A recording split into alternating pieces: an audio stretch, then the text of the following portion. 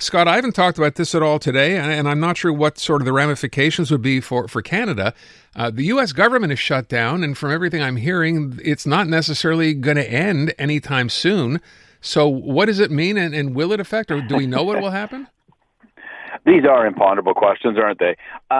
So immediately, you would think, well, it sounds like a big deal, but it sounds like their big deal. What's it got to do with us? My one thought on this, my one simple, could be wrong thought on this, is that it can be an unpredictably volatile political event for the President of the United States when you get the government shutdowns, right? Like, I remember way back in the 90s, this happened to Bill Clinton. Everyone thought it would kill Clinton off. It actually helped Clinton. There have been other examples where it actually hurt the U.S. president. So my one thought is, what do we care? It's not our thing, but we know the Trump playbook. And when he gets under pressure and when he has a problem, he is a 100% disciple of distraction. That is his game. He always goes to, don't look at the left hand, look at the right hand. So my only concern is, as the Democrats press him, and if this thing gets ugly and protracted, and we start to see all kinds of domestic challenges arise, will Trump decide that the thing to do is to punish us, to target Canada, to go after more tariffs, to, talk more about the 50%. Like, does he go down that road? And it might be others, it might be us, but do we end up becoming, sideswiped by his domestic political challenges? So that's the only thing. I wondered, because this came up, if the case is, I'm not sure I completely understand this, but if you're a federal worker in the United States, some of you, or some of them rather, had to show up to work because they have to show up to work, even though they're not going to be paid. And I wondered if, for example, at U.S. border points, right? You go to the airport here in Montreal, for example, you clear U.S. customs here. Do we know if that's going to be affected? I don't know. I would think that sort of job would be designated as essential, or their version of essential, and therefore would remain being paid. Like, you can't end up in a situation where, soldiers who are in an operation somewhere around the world, or border guards, aren't being paid. We would like you to continue to risk your life, but we can't even bother to cut you a check. That doesn't seem to be sensible. But I don't know for sure. And maybe it will also have, all sorts of processing effects and indirect effects on us. Although, it seems like there's a deep dive on the number of people that are traveling to America unless they must. Since we're both guessing here, how long do you think this shutdown actually lasts? Well, the political nerd in me can actually indulge a bit more, because I've been consuming a lot of media and discussion in the States about the shutdown. And I do think the Democrats have their jaw set. And what tells you that this thing might last a long time is that both sides think they can win. And if both sides think that they can win, neither side has an incentive to compromise or qualify their demands in any way, shape, or form. So that is a recipe for a longer lockout. And then what happens inevitably is one of those sides is wrong, and someone pays a steeper political price than they otherwise would have. I would then go ahead and ask the question. I brought this up earlier today. We have new tariffs, in case people have not been paying attention, right? We got 10% added more to the existing softwood lumber tax. And then all of a sudden you have kitchen cabinets, medium and heavy sized trucks, and a bunch of stuff. Just when you thought, I hate to say it this way, but just when you thought those U.S. tariffs against Canada might be over, because we've been negotiating now for months, it seems it's just never ending. Yeah, and this is an example of what I was thinking about, which is, Trump announced a whole new sort of flurry of tariffs out of the blue the other day. And I look at it and I say to myself, isn't that evidence that he's feeling a little heat over the Epstein files, over this, over that, and, the shutdown? And so he decides, I'll play to my strength. And my strength is I'm fighting for American jobs. I'm pushing back on all them foreigners. I'm telling them, no, no, no, no, no. Now, softwood lumber, which comes into effect today, so there's another 10%. That's like over 35% now on our timber. Like, that's that starts to get expensive. That really creates a disincentive, and that affects our industry in a savage way. And then, as you say, on the 14th, then they're like tariffs on upholstery, kitchen cabinets, because, you know, like the kitchen cabinets, right? Like we had a monster kitchen cabinet business going in. Like, you know, people are in Oklahoma are dying for those, you know, kitchen cabinets we make in Thunder Bay or whatever. So kitchen cabinets and upholstered products.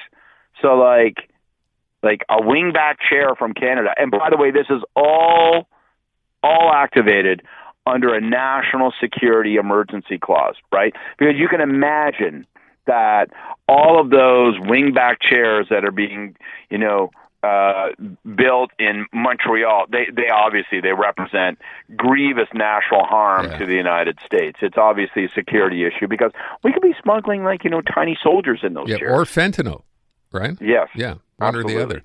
All right, let me move on and talk about the Canada Post strike, which I think we're now, because we've become so used to this, I guess, I don't know if it's in necessarily focus anymore. I saw Patty Haidu speak about this. Are we looking at any kind of a resolution here? Well, it really feels like they're a million miles away because the union, I think, look at this as, well, this is our Waterloo, man. Like, the gig may be up, so we're going to fight till the last dog. And I think, you know, management, which at some point becomes government, is saying, well, like, this place doesn't function. Like, we can't lose X millions of dollars a day. Like, the thing needs fundamental structural change. And then the rest of us are sitting there going, hey, you know what? Like, so what? We don't get Canada Post.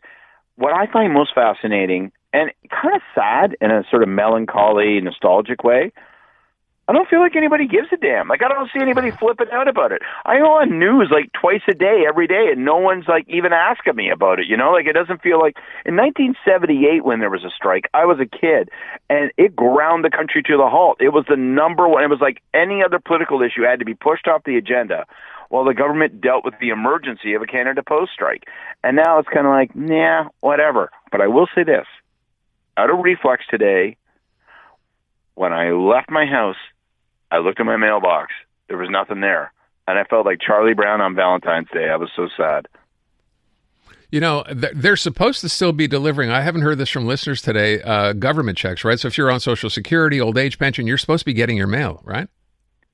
Yeah. My understanding. And I'm too stupid. I don't understand how that works. So, look, the workers aren't working. Yeah.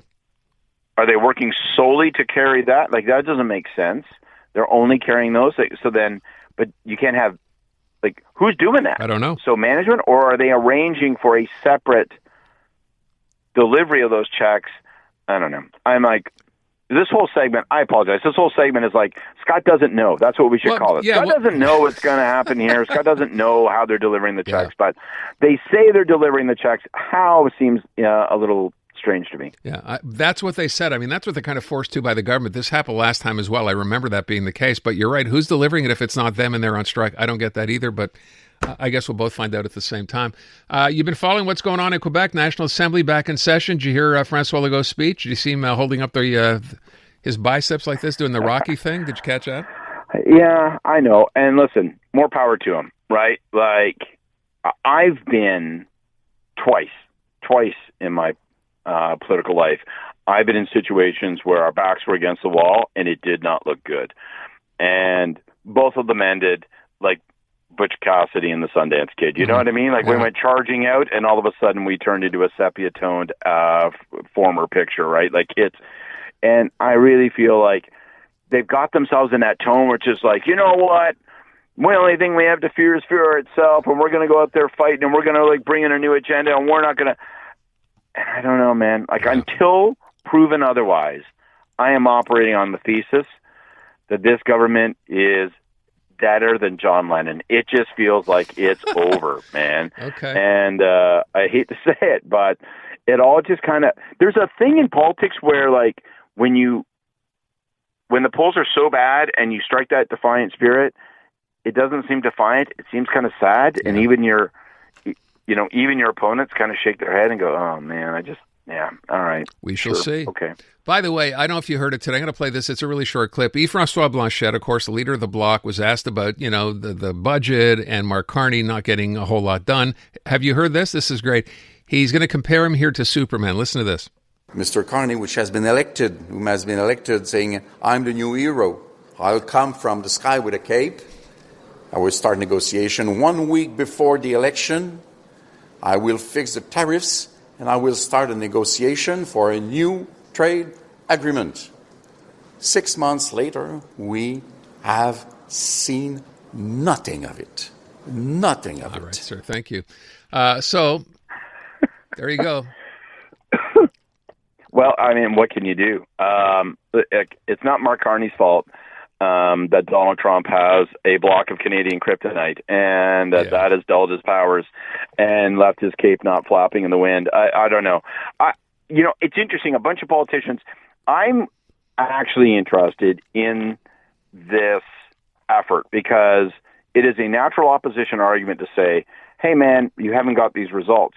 And you can feel the conservatives, the bloc, others trying to build this argument. And it's a natural argument. And so you kind of go like, well, can we start to get Canadians thinking that way? But I think they have to change Canadians' minds to get them thinking that way, because I think most Canadians look at it and go, I'm actually not going to blame the guy for it because he's dealing with Donald Trump. And who in hell can deal with that guy? And how are you supposed to make progress with a guy who changes his mind, adds different stipulations, adds conditions on a daily basis? So it's going to be interesting to see who wins this kind of meta war between Carney and the opposition. Is it him because people give him license because of his opponent? Or will eventually the opposition win by saying, yeah, but dude, like, where are the results? And it's hard not to agree with that. I mean, yeah, it's been 6 months, and I think that's what both of the opposition parties will kind of lean on. But then to your point, how are you supposed to deal with the guy who's running the other place when he doesn't, or you have no idea what he's going to do next? So we'll see. I just thought I thought Blanchette stole a page out of, Pierre Poilievre's playbook today by doing that as a reference, the Superman thing. I thought that was pretty good. Not too bad. Yeah, not pretty too good. bad. I mean, it's not really, it's not. I thought it would be Asterix, like I was looking for a French reference point, but all right, I'll let him know. Take it. Okay, Scott, thank you so much. Appreciate it. Seasoned gamer or just video game curious? This Week in Gaming is the podcast for you. We break down the latest in the world of video games, from basics to beyond. The hottest gaming news, insight, and industry leaders and more weekly. Join me, Naomi Kyle, and stay ahead of the game with all the latest updates, even if you're a total newbie. Stream This Week in Gaming on the free iHeartRadio app or wherever you get your podcasts.